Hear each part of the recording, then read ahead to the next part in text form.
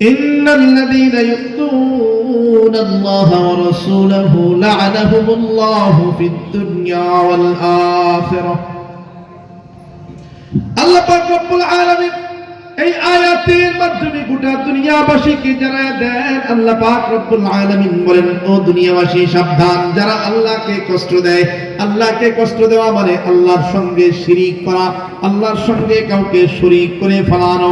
আরো উদাহরণ দিলে আপনাদের বুঝতে সহজ হবে। আপনারা একটু জবাব দিয়েন, বলেন সন্তান দেনেওয়ালা কে? আল্লাহ। আবার বলেন সন্তান দেনেওয়ালা কে? আল্লাহ। সন্তান দেনেওয়ালা আল্লাহ। এইবার কেউ যদি মনে করে আল্লাহ না, সন্তান দেনেওয়ালা অমুক পীরের দরবারে গেলে সন্তান পাওয়া যায়, সন্তান দেনেওয়ালা অমুক মাজারে গেলে অমুক পীর আমাকে সন্তানের ব্যবস্থা করে দিতে পারবে, এই কথা যদি কেউ মনে করে, তাহলে আল্লাহর সঙ্গে একজন পীর সাহেবকে শরীক করে ফেললো। এই যে আল্লাহর সঙ্গে আরো একজনকে শরীক করে ফেলেছে, এই কারণে বান্দা শিরিকের গুনাহ হয়ে গেছে, শিরিকের গুনাহ হয়ে গেছে। ওই যে বান্দা শিরিক করলো, আল্লাহ পাক রব্বুল আলামিন বলেন, কোন বান্দা যদি আমার সঙ্গে অন্য কাউকে শরীক করে ফেলে, তাহলে ওই শিরিকের দ্বারা আমি আল্লাহ বড় কষ্ট পাওয়া যায়। এই জন্য আল্লাহ পাক বলেন, বান্দা সাবধান, শিরিক করবি না। যারা শিরিকের গুনাহ করে, আল্লাহর সঙ্গে কাউকে শরীক করে, এক কথায় যারা আল্লাহকে কষ্ট দেয়, আল্লাহর নবীকে যারা কষ্ট দেয়, নবীজিকে কষ্ট দেওয়া মানে নবীকে নিয়ে গালিগালাজ করা, নবীর সম্বন্ধে খারাপ কথা বলা, নবীর চরিত্র নিয়ে বাজে কথা বলা, নবীর স্ত্রীগণ নিয়ে বাজে কথা বলা, বাজে মন্তব্য করা। আল্লাহ পাক রব্বুল আলামিন বলেন, যারা আল্লাহকে শিরিক কইরা আল্লাহকে কষ্ট দেয়, নবীকে গালিগালাজ কইরা নবীজিকে কষ্ট দেয়, দুনিয়া এবং আখিরাতে তাদের জন্য রয়েছে আল্লাহর অভিশাপ। নাউযুবিল্লাহ, বলেন নাউযুবিল্লাহ। শুধু কি তাই? আল্লাহ পাক রব্বুল আলামিন আয়াতের শেষের অংশের মধ্যে বলেন, শোনো শোনো, আল্লাহকে কষ্ট দিয়া কবরে আসবা, আর নবীকে কষ্ট দিয়া কবরে আসবা, কবর থেকেই আযাব শুরু হয়ে যাবে, কবরটাকেই জাহান্নামের টুকরা বানায় দেওয়া হবে। আল্লাহর নবী মুহাম্মদুর রাসূলুল্লাহ সাল্লাল্লাহু আলাইহি ওয়াসাল্লাম আরো জানায় দেন, হাদিসের মাধ্যমে আরো জানায় দেন, আল্লাহর নবী কয়, মান সাব্বা নাবিয়ান ফাকতুলু, কেউ যদি নবীকে নিয়ে খারাপ কথা বলে, কেউ যদি নবীকে নিয়ে গালিগালাজ করে, তাহলে শুনে নাও, দুনিয়ার জমিনে তার একটা বিচার আছে, দুনিয়ার জমিনে তার একটা বিচার হতে হবে। বলে কেমন বিচার? আল্লাহর নবী বিচারটা ডিসাইড করে দিয়েছেন, আল্লাহর নবী বিচারটা নির্ধারণ করে দিয়েছেন। নবী বলেন, তার দুনিয়ার জমিনে একমাত্র বিচার হলো ফাকতুলু, দুনিয়ার জমিনে তাকে কতল করে দাও, ফাঁসি দিয়ে দাও, এছাড়া কোনো বিচার নেই। ইসলামী শরীয়ত কি বলে আরো শুনেন, ইসলামী শরীয়ত আরো কি বলে শুনেন। কেউ যদি নবীর দুশমনকে হত্যা করে ফেলে, ধরেন কেউ একজন নবীকে নিয়ে গালিগালাজ করতেছে, এখন কোন এক আশিক রাসূল আপনাদের এলাকার কেউ একজন যায় তারা হত্যা করে ফেলছে, নবীর মুহাব্বতে, দুনিয়ার কারণে না, নবীর মুহাব্বতে। ইসলামী শরীয়ত বলে, যেই ব্যক্তি নবীর মুহাব্বতে নবীর দুশমনকে, নবীকে গালিগালাজ করে নেওয়ালা কোনো ব্যক্তিকে হত্যা করে ফেলেছে, ইসলামী শরীয়ত বলে তার আর কোনো বিচার নেই। কি নাই? জোরে বলেন না, কি নাই? আর কোনো বিচার নাই। হাদিস, আবু দাউদ শরীফের হাদিস। আল্লাহর নবী মুহাম্মদুর রাসূলুল্লাহ সাল্লাল্লাহু আলাইহি ওয়াসাল্লামের জামানা, সেই জামানার মধ্যে এক অন্ধ সাহাবীর একজন দাসী সদা সর্বদা আল্লাহর নবীকে নিয়ে খারাপ কথা বলতো, আল্লাহর নবীকে নিয়ে গালিগালাজ করতো। ওই যে সাহাবী তার দাসীকে বারবার বুঝাইতো, ও দাসী, আমার সামনে আমার নবীকে নিয়ে গালিগালাজ করবা না, আমার সামনে আমার নবীকে নিয়ে গালিগালাজ করলে আমি সইতে পারি না, কারণ দাসী তোমাকেও আমি মহব্বত করি, তোমার গর্ভ থেকে আমার সন্তান জন্ম হয়েছে, এই কারণে তোমার প্রতিও আমার মহব্বত আছে। কিন্তু দাসী শুনে না, তোমার প্রতি আমার ততটা মহব্বত নাই যতটা মহব্বত আমার নবীর জন্য আছে। তোমার চেয়ে আমার নবীর মহব্বত আমার অন্তরের মধ্যে বেশি, এই কারণে আমার সামনে আল্লাহর নবীকে নিয়ে খারাপ কথা বলবা না, বাজে ভাষায় মন্তব্য করবা না। বারবার দাসীকে বোঝায়, কিন্তু দাসী বুঝতে চায় না, বারবার বোঝায়, তারপরেও বোঝে না। হঠাৎ করে একদিন দেখা যায় ওই দাসী খুন হয়ে গেছে, কে যেন দাসীটাকে হত্যা করে ফেলেছে। ওই মহিলা খুন হয়ে যাওয়ার পরের দিন সকালবেলায় আল্লাহর নবী সাহাবায়ে কেরামদেরকে সামনে বসায়া জিজ্ঞাসা করতেছেন, ওগো সাহাবীরা রে, ওই যে দাসী আমারে নিয়ে যেই দাসী গালিগালাজ করতো, ওই দাসী গতকাল রাতে খুন হয়ে গেছে, কে যেন তাকে হত্যা করে ফেলেছে। ও সাহাবী, তোমরা কি এমন কেউ আছো নাকি যে এই হত্যাকাণ্ডের সঙ্গে জড়িত আছো? এমন কেউ যদি থাকো তাহলে দাঁড়ায় যাও। কে হত্যা করেছে তোমরা কেউ জানলেও দাঁড়াও। তোমরা যদি এই অপরাধের সঙ্গে জড়িত হয়ে থাকো, অপরাধী যদি কেউ হয়ে থাকো তাহলে দাঁড়ায় যাও। কেউ দাঁড়ায় না। শেষ পর্যন্ত নবীজি ধমক দিলেন। ধমক দেওয়ার পর দেখা গেল ওই যে অন্ধ সাহাবী অর্থাৎ যার দাসী, ওই অন্ধ সাহাবী ভয়ে কাঁপতে কাঁপতে দাঁড়ায় গেছে। আল্লাহ নবী কয়, তুমি? হ্যাঁ, আমি তো অপরাধী যারা তাদেরকে দাঁড়াতে পেরেছি, এই হত্যাকাণ্ডের সঙ্গে যে জড়িত তাকে দাঁড়াতে পেরেছি। আমি তো জানি দাসী তোমার, তুমি কেন দাঁড়াইলা? নবী, আমি নিজেই এই হত্যাকাণ্ড ঘটাইছি, আমি নিজেই হত্যাকাণ্ডের সঙ্গে জড়িত, আর কেউ জড়িত নাই, কেবল আমি ওরে খুন করছি।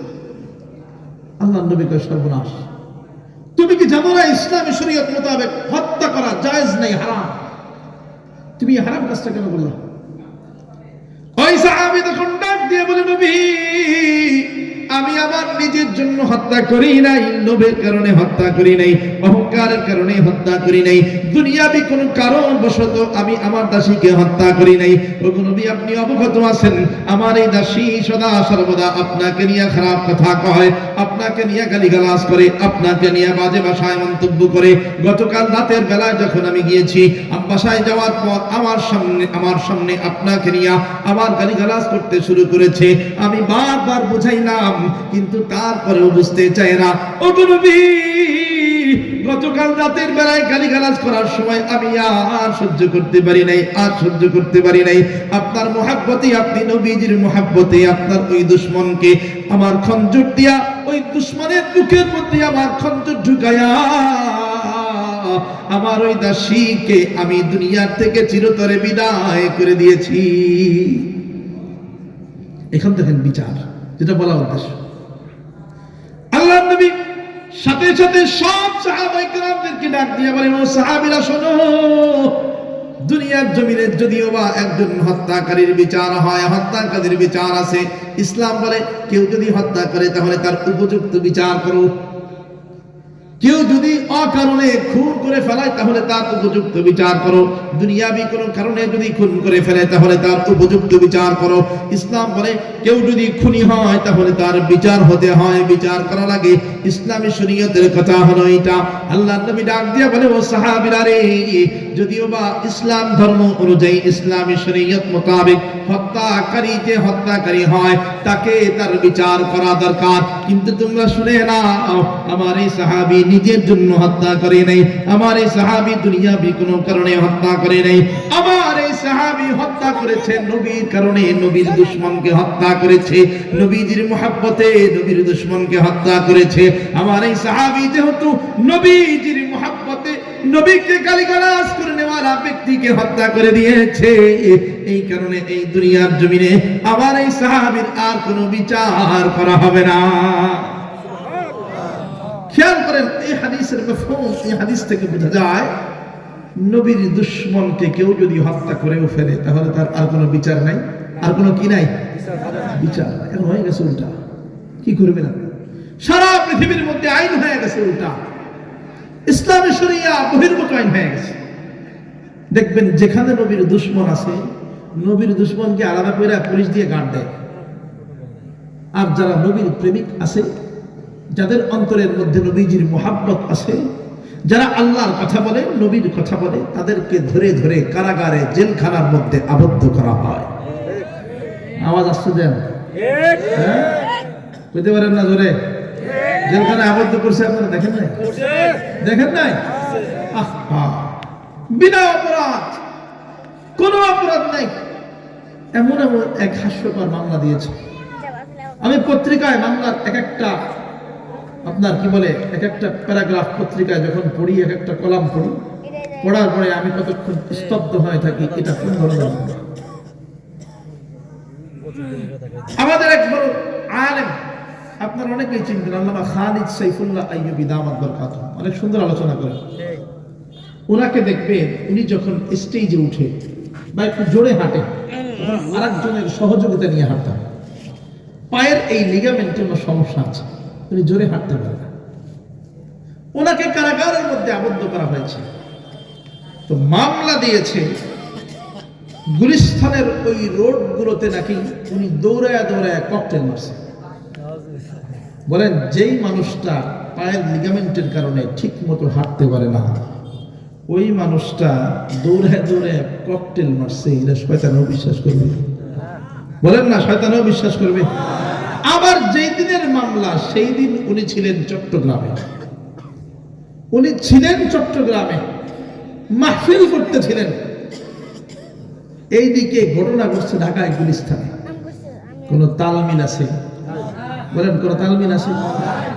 আল্লামা মাহমুদুল হকের নাম তো শুনছেন আপনারা, শুনছেন না? উনার নামে মামলা ছিল 27টা। কয়টা? 27টা মামলা ছিল। 27টা মামলা অন্যতম প্রধান একটা মামলা ছিল, উনি নাকি একবার মসজিদের ভিতরে নামাজ পড়তে ঢুকছে, ঢুকার পরে সুন্দর একটা ব্যাটারি দেখছে, মসজিদের মাইকের ব্যাটারি। এখন লোভ আর সামলাইতে পারে নাই, ব্যাটারিটা চুরি করে নিয়ে আসছে। এটা মামলা, বুঝেন? উকিল সাহেব আছে, এটা মামলা, এটা মামলা। আরেকজন মানুষ মসজিদে নামাজ পড়তে আসছে, পকেট নাকি একটু ফুলা দেখছে, আর লোভ সামলাইতে পারে নাই, তারে ধরে মাইরা পকেটের থেকে মানি ব্যাগ ছিনতাই করে নিয়ে নিছে। তাহলে চুরির মামলা একটা, ছিনতাইয়ের মামলা একটা। আচ্ছা বলেন, মামুনুল হক যদি এখানে কয় জায়গায় এসে যে আমি একটা প্রাডো গাড়ি আমার দরকার, তাহলে ওই প্রাডো গাড়ি আসছে কি বেশিক্ষণ সময় লাগবে? বলেন বেশিক্ষণ সময় লাগবে? তার কি মসজিদের ব্যাটারি চুরি করার কোনো দরকার আছে? বলেন না, কোনো দরকার আছে? আরেকজনের পকেটের মানি ব্যাগ এরকম মোটা, কয় টাকা আর আছে, কত টাকা আছে, ওই মানি ব্যাগ চুরি করে তার টাকা নেওয়ার কোনো দরকার আছে? বলেন কোনো দরকার আছে? আওয়াজ দিয়েন, কথা কয়েন, কথা আপনারা কইতেছেন না, ভয় পাইতেছেন নাকি? হ্যাঁ, ভয়ের যুগ শেষ, ভয় ভয় ভয় কোনো লাভ নাই। কথা বলেন, জোরে কথা বলেন, আওয়াজ দেন, ইমানদারের আওয়াজ দেন। আমি অনেকক্ষণ স্তব্ধ হয়েছিলাম এই খবরগুলো নয়া দিগন্তে পড়ার পরে, আমি অনেকক্ষণ পর্যন্ত স্তব্ধ হয়েছিলাম। এ কেমন মামলা? আরে মামলা দিবি, খুনের মামলা দিলেও একটা কথা, খুনের মামলা, রাহাজানের মামলা, এগুলো দিবি কি? চুরি চিন্তা, এই ছোটখাটো জিনিসের মামলা কেন? আল্লাহ তোমাকে ক্ষমতার থেকে টেনে হেঁচড়ে বেইজ্জতি করে নামায় দেব। আওয়াজ দিয়েন, আওয়াজ না দিলে হবে না, ইমানদারের আওয়াজ দিয়েন। আল্লাহ পাক রব্বুল আলামিন এমন ভাবে বেইজ্জতি করে নামায় দিয়েছে, দিল্লিতে যাও ভালো মতো জায়গা খুঁজে পায় না, সব পালিয়েছে, একসাথে সব পালিয়েছে। আল্লাহ পাক রব্বুল আলামিন এমন পরিস্থিতি তৈরি করে দিয়েছেন। আরে আমাদের অতীতের ইতিহাস দেখেন, অতীতের ইতিহাস থেকে শিক্ষা অর্জন করতে হয়। ছোট্ট একটা বাংলাদেশের ক্ষমতা পায়া যদি পাগল হয়ে যান তাহলে তো হবে না। নমরুদের ইতিহাস দেখেন, ফিরাউনের ইতিহাস দেখেন, ছোট্ট একটা দেশের মতো এমন ছোট একটা রাষ্ট্রের প্রেসিডেন্ট তারা ছিলেন না। বিশাল রাজ্যের প্রেসিডেন্ট থাকার পরেও আল্লাহ পাক রব্বুল আলামিন ফিরাউনকে ধ্বংস করেছেন, পানির মধ্যে চুবায় চুবায় ধ্বংস করেছেন, আর ওই নমরুদকে সামান্য একটা মশা দিয়া চিরতরে ধ্বংস করে দিয়েছেন। সাবধান, আল্লাহ যদি একবার ধরে ফেলায় তাহলে পালানোর কোনো পথ খুঁজে পাওয়া যায় না, খুঁজে পাওয়া যায় না। আলেমরা আমাদেরকে নির্যাতন করবে, আল্লাহ উপরে বসে বসে তাকায় থাকবে, তাই না? ওয়ারাসাতুল আম্বিয়া, নবীগণের ওয়ারিস। যদি কারো কোনো অপরাধ থাকে সেটা ভিন্ন বিষয়, কিন্তু অপরাধহীন ভাবে একের পর এক এমন এমন আলেমদেরকে নির্যাতন করা হয়েছে। অপরাধ কি? কোরআনের বাণী প্রচার করেছে। অপরাধ কি? ইসলামের কথা বলেছে। অপরাধ কি? সত্য কথা বলেছে। মূল অপরাধ কি জানেন? মূল অপরাধ হলো ভাস্কর্যের বিরুদ্ধে কথা বলা। কিসের বিরুদ্ধে? ভাস্কর্যের বিরুদ্ধে কথা বলা মূল অপরাধ হলো এটা। যারা যারা ভাস্কর্যের বিরুদ্ধে কথা বলেছে একে একে সবাইকে কারাগারের মধ্যে, রিমান্ডের মধ্যে নিয়ে নির্যাতন করেছে। মামলা, ওই মিথ্যা মামলাগুলো দিয়ে আর কি রিমান্ডের ভিতরে নির্যাতন করার একটা সুযোগ তৈরি করেছে, কারাগারে আবদ্ধ করার একটা সুযোগ তৈরি করেছে। মূল টার্গেট হলো ভাস্কর্য। কি জোরে বলেন? এই ভাস্কর্য বিরোধী আন্দোলনের পরেই তো সবাই যে গ্রেফতার করলো। আল্লাহ পাক রব্বুল আলামিন বলেন, আমার খেলা হলো সবচাইতে বড় খেলা। এমন খেলা দেখাবো সারা বাংলাদেশের যতগুলো অঞ্চল আছে, যেখানে যেখানে ভাস্কর্য আছে, বেশি সময় লাগে নাই, মাত্র 1 ঘন্টার মধ্যে সবগুলো ভাস্কর্যকে ধুলার সাথে মিশায়া দিয়েছে। দেয় নাই? ধুলার সঙ্গে মিশায়া দেয় নাই? কারা দিয়েছে? দাড়ি টুপিওয়ালারা না, তোমাদের লালিত পালিত যারা, তারাই এই ভাস্কর্যকে মাত্র 1 ঘন্টার মধ্যে ওই যে আইন শৃঙ্খলা বাহিনী ভাস্কর্যকে 1 ঘন্টার মধ্যে ধুলার সাথে মিশায় দিয়েছে। আল্লাহ পাক রব্বুল আলামিন ওই এক গ্রুপ পাঠিয়েছিলেন আবাবিল, গলার মধ্যে জুতার মালা পরিয়ে দিয়েছে। আরে আলেম ওলামা তো শুধু ভাঙ্গার কথা বলেছিলেন, সসম্মানে ভাঙ্গার কথা বলেছিলেন, কিন্তু আল্লাহ পাক রব্বুল আলামিন এমন এক কৌশল দেখিয়ে দিয়েছেন, কেন ভাঙবে? অপমানিত কইরা তারপরে ভাঙ। কি দেখায় দিয়েছেন? কে? আল্লাহ। জোরে বলেন না, কে দেখায় দিয়েছেন?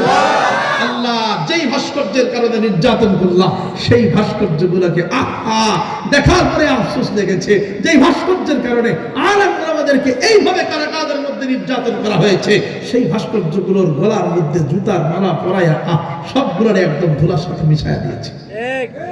পারেন কে? আল্লাহ। জোরে বলেন না, পারেন কে? আল্লাহ। নবীর হাদিসের বর্ণনা, নবীজি সাল্লাল্লাহু আলাইহি ওয়াসাল্লাম বলেন, আল্লাহ পাক বলেছেন, কেউ যদি আমার ওলি যারা তাদের সঙ্গে কেউ যদি দুশমনি করে, আমি আল্লাহ তার বিরুদ্ধে যুদ্ধের ঘোষণা দিয়ে দিলাম। যদি নবীজিকে মুহাব্বত করার দাবিদার হও, তাহলে নবীর জন্য 3টা কাজ করা লাগবে। কয় কাজ? জোরে বলেন। আবার বলেন, কয় কাজ? 3 কাজের প্রথম কাজ বললাম কি করা? হ্যাঁ, প্রতিবাদ। জোরে কন, প্রতিবাদ। এইটুকু মনে রাখেন, পুরোটা মনে থাকবে। প্রতিবাদ করা। কি বলেন? আবার বলেন, কি করা? প্রতিবাদ করা। নবীর দুশমনের বিরুদ্ধে প্রতিবাদ করা, এটা হলো 1 নম্বরের কাজ। এবার আসেন উলামায়ে কেরাম বলেন 2 নম্বরের কাজ হলো আল মুহাব্বাতুল মুওয়াফাকাতু ফি জামিইল আহওয়াল। দেখবেন দুনিয়ার জমিনে যে যাকে মুহাব্বত করে তার সঙ্গে সদা সর্বদা একমত থাকে। কি মত? একমত। আবার বলেন না, কি মত? যদি কেউ একমত হতে না পারে, মুহাব্বতের মানুষের সঙ্গে যদি একমত হতে না পারে, তাহলে মুহাব্বতের মধ্যে, ভালোবাসার মধ্যে ফাটল তৈরি হয়ে যায়, ভালোবাসা আর অটুট থাকে না। আপনাকে উদাহরণ দিলে আপনি সহজে বুঝবেন। ধরেন আপনার স্ত্রী একটা শাড়ি পছন্দ করেছে। কি শাড়ি?